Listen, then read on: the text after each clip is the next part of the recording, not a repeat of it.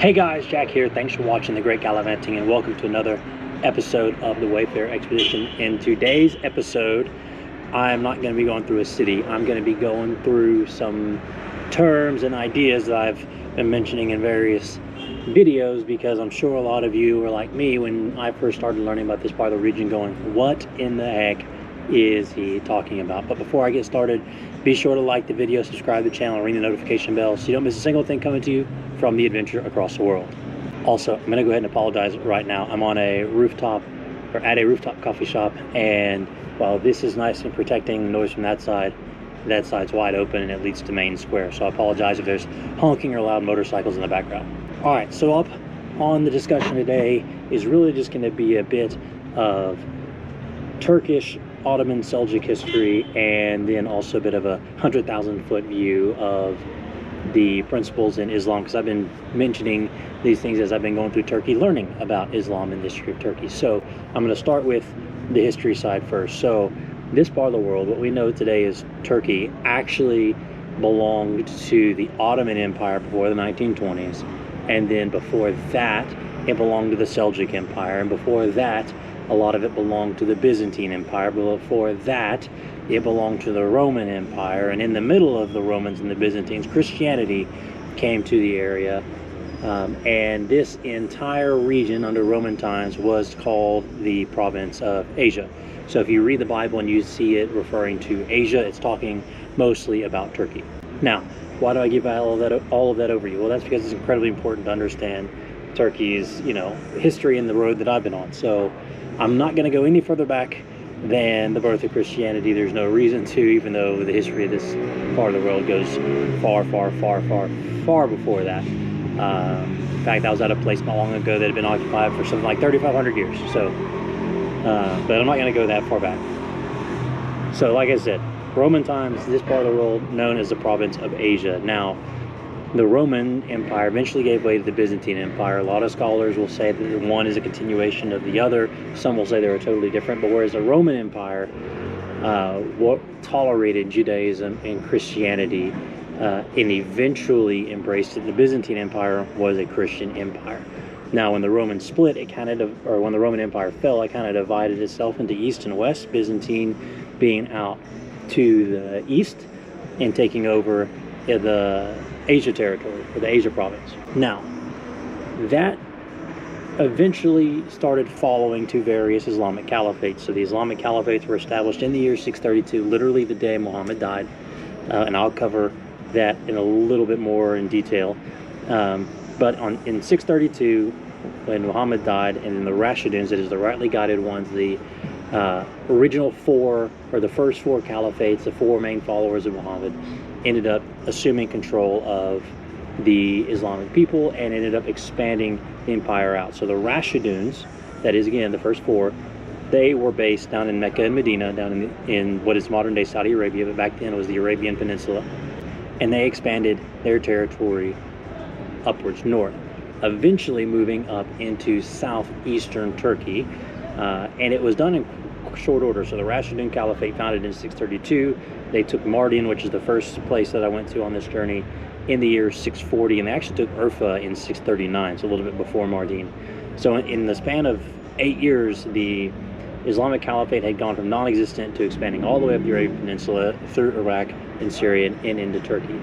Now, the Rashidun Caliphate eventually gave way to the Umayyad Caliphate, which was the second caliphate, and it was based in Damascus in Syria, and that's really kind of what started the big split between Shia and Sunnis. It started before that, Sunni and Shia being the sects of Islam, but the big split was when the Umayyads took over and established their capital in Damascus, and then it continued the expansion. Eventually the Umayyads fell to the Abbasid Caliphate, which was based in Baghdad, keeping in mind that these were all Islamic caliphates that kind of succeeded each other.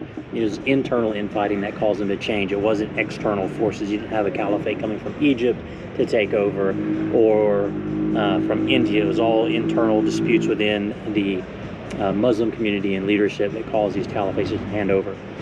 So when the Abbasid Caliphate took over, it expanded up even more into Turkey, but then from Central Asia, you had a group called the Suljuks come in. Now, the Suljuks were the predecessors to the Ottomans and modern-day Turks. In fact, in the literature, eventually the word Seljuk turns into Turk, kind of like just a continuous line of people.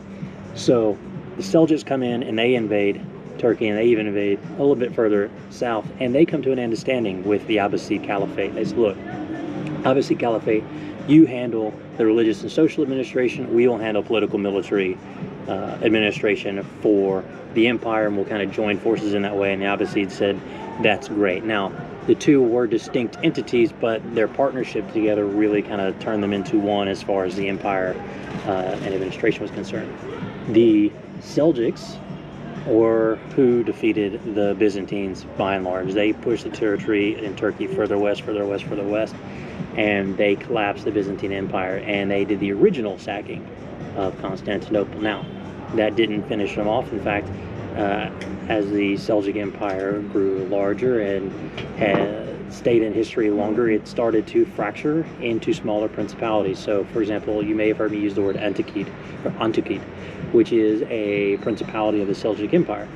And it was still Seljuk, but in that time frame, they started referring to the individual principalities rather than the empire as a whole. So as the Seljuk Empire faded, or its power faded, that allowed one of its principalities, the Ottomans, out in the far west, to rise up, finish off Constantinople, and then campaign eastward, eventually taking over the entirety of the Seljuk Empire and expanding into the Ottoman Empire, which lasted all the way up until the end of World War I, when it finally collapsed at the hands of Ataturk. Bringing that to modern day times, a guy named Ataturk, after World War I, led the secular revolution, for lack of a better term, here in Turkey, and he turned the Ottoman Empire into the Republic of Turkey. And Turkey is officially secular as a result of his reforms, and for a long time it was even banned to wear the fez or the headscarf for women, just because they wanted to enforce secularism in the country and avoid the almost 1,300 years of Islamic rule in the region. Of course, nowadays a lot of those reforms have been rolled back under the current presidential administration, but even going back a few decades, they've kind of been working those back. And now the Republic of Turkey is still officially secular, but it does have state-administered Islam. What I mean by that is there is the Ministry of Religious Affairs that governs the impact and influence of Islam in Turkey. Any mosque, any imam, any book has to be certified by the Presidency of Religious Affairs. In fact, the Quran that Omar gave me in Diyarbakir has got an entire page and a half talking about who was the approval process and the editors and the committees that approved that Quran for release in Turkey. And that is a very brief, very quick overview of about 2,000 years worth of history in this part of the world. So moving to the basic 100,000 foot view of Islam, and I'm only going into this not as a Islamic scholar, but just so people watching my videos can have an understanding of kind of what I'm talking about when I mention certain things. So what is Islam? Now, Islam depends on who you talk to. Christians say one thing, Muslims say another. But from a historical perspective, Islam is an outgrowth of Christianity and really monotheism in general in the Arabian Peninsula. Muslims will say it's the oldest religion in the world. It actually encompasses all the prophets of Christianity and Judaism all the way back to the beginning. But its founding, its official, when did Islam become a thing, was in the year 610, when a man named Muhammad, when he was 40 years old, had God's will revealed to him, and it's called the revelation through the Archangel Gabriel. Now, this revelation did not come all at once. The revelation came over time, over the course of Muhammad's life. A lot of popular belief is that, came down, had this perfectly written book. That's not true. The revelation occurred throughout his life until he died. Now, I say God, and that is a debated term with Christians and Jews and Muslims. The word Allah, which is the word that Muslims use to refer to God, it literally translates as God, right? If you hear Allah, you think Muslim, but really it just means God. So Christians, when they talk about God, they use the word Allah as well. Now, when I say it's debated, some Christians will say, if they don't believe in the prophecies, or if they don't believe in the letters of Paul, because he was Paul and Peter and the apostles were given the keys of the kingdom and let them be loosed, then that gets into a different theological disagreement. But by and large, for sakes of this discussion, it's the same God from a religious history perspective. So what does it mean to be Muslim? Well, really what it just means is that you believe in what's called the Shahada, which is a phrase that says there is no God but God, and Muhammad is the messenger of God. I am sorry if I'm moving the camera. I didn't realize that would move. There's no God but God, and Muhammad is the messenger of God. And to become a Muslim, all you have to do is say that phrase in Arabic with sincerity and conviction. And at the very least, that starts you on your path as a Muslim. Some scholars will say, no, you have to do a lot of other things, but at its core, you say those words one time in Arabic with sincerity, that makes you a Muslim. But what does it mean to be a Muslim? Well, it means you got to believe in what I call the 654 plus rule. And that 654 plus rule is the basics of the theology and doctrine of Islam. So when I say 6, I'm referring to the 6 articles of faith. I've also heard them called the 6 convictions of Islam.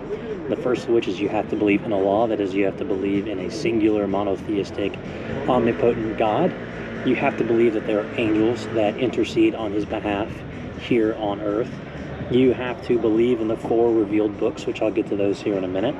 You have to believe in the prophets, and those prophets are Muhammad as the final prophet, Jesus, Jonah, Abraham, Moses, and others mentioned in the first 5 books of the Old Testament, as well as David in the book of Psalms. You have to believe in the day of judgment. In fact, in the Quran, it specifically says there will be a day of judgment and Jesus will be at the right hand of God judging you. So you have to believe in that day of judgment. And then you have to believe in the divine decree, which is essentially that there is the role of the divine in the roles of nature, and they are together one under Allah's predetermined perfect will. That is a very gross oversimplification, but for these discussions, that's what it means, just so you have an idea of what it means. So that's the 6 articles of faith, and that moves you down into the 5 pillars, which are the nuts and bolts of Islam. These are like the 5 things you have to do as part of your faith in Islam. So those 5 pillars are the Shahada, which is what I mentioned, and what it takes to become a Muslim. You have to recite with conviction and sincerity in Arabic the phrase that there is no God but God, and Muhammad is the messenger of God. The second is the idea of Salat, which is the 5 prayers a day that most everyone is familiar that Muslims do now. They don't pray east necessarily. Right here in Turkey, they pray south or southeast, because that is the direction of Mecca from here. In the United States, it's east, but here it's more south. Now, the 5 times a day are actually not specified in the Quran. The Quran recommends 3 times at sunrise, midday, and sundown, but Muhammad himself prayed 5 times a day, which I'll get into that in a minute, and what's called the Hadiths, which is why it's 5 times a day. There is the idea of zakat. Now, zakat is not, contrary to what some popularists in today's media say, the funding of terrorism. It's not what zakat is. Zakat says that for every 80 grams of excess gold and wealth that you have, you must give 2 grams of gold to the poor. And that's modern day interpreted, because we don't really use the gold standard anymore, as a 2 to 2.5% of your excess wealth you must give to charity and the poor to benefit others.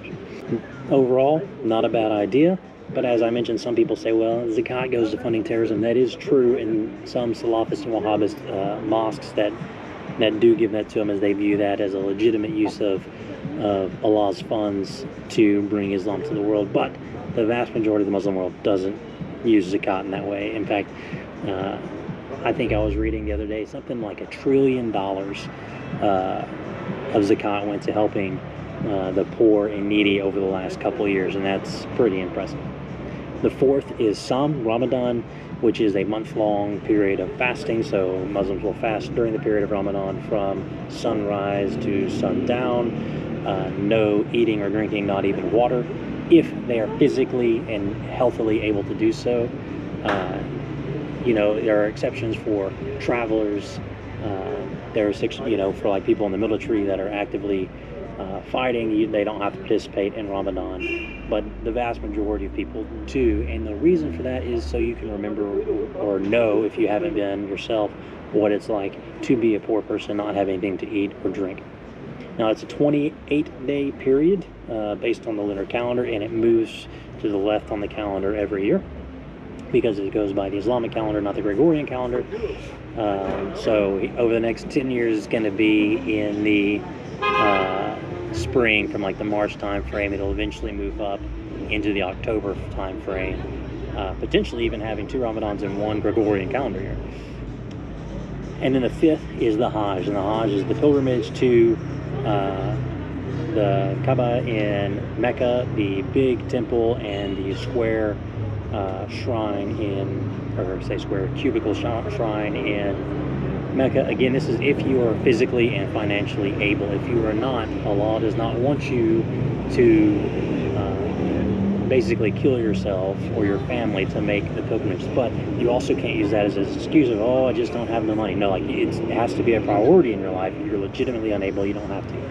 And the Hajj takes place on a specific time of year, and it goes to Saudi Arabia, and the Saudi government spends a lot of time of the year preparing for the pilgrimage, as millions and millions and millions of people show up to make their once-in-a-lifetime pilgrimage to the city.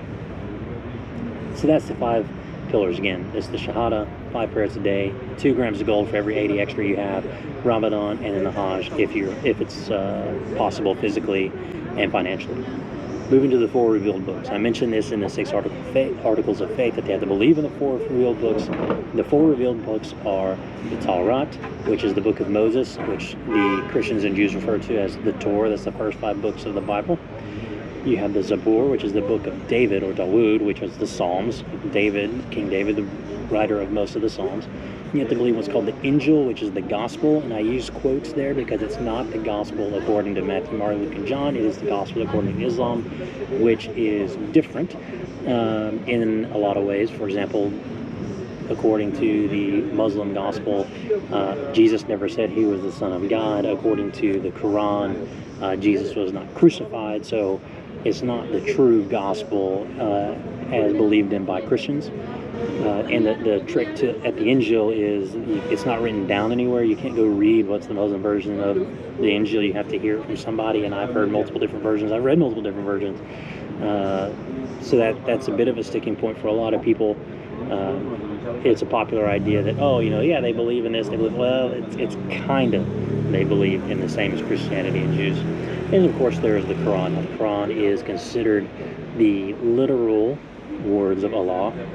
That is, Gabriel came down and told Muhammad the literal words of Allah. So when it was written down, they're not Muhammad's words, right? Like we have Paul's letters to churches and Paul's letters to people, and we have the Gospel according to Mark, and the Gospel according to John. We have the Revelation according to John, and we have letters according to Peter, and that is not the case with the Quran. The Quran is considered the literal words of Allah, not Muhammad's word. He was just the one that wrote them down. And also, the Quran is in Arabic because Allah spoke through Gabriel to Muhammad in Arabic, and therefore God spoke the Quran in Arabic, which is why in most belief systems in Islam you must read the Quran in Arabic even if you do not understand it.